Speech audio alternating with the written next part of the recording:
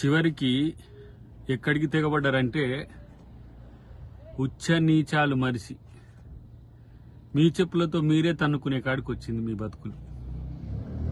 ముఖ్యంగా ఎక్కడో కొడితే ఎక్కడో కాలినట్టు కేటీఆర్ టీంకు మరీ ఎక్కువైపోతున్న పరిస్థితిని గమనిస్తున్నాం. బిడ్డలారా జాగ్రత్త, ఎక్కువ తక్కువ వాగకండి.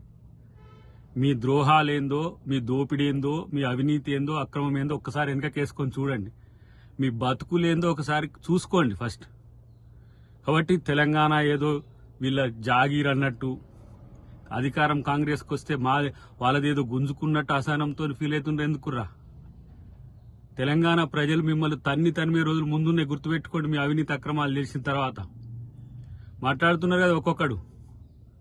కాబట్టి ఇలాంటి చిల్లరగాళ్ళు, ఇలాంటి చెత్తగాళ్లను ప్రజలు పట్టించుకోవద్దు అసలు. ఫస్ట్ వీళ్ళ వల్లనే ఈ తెలంగాణ ఇట్లా నాశనమై ఈ స్థితికి వచ్చింది.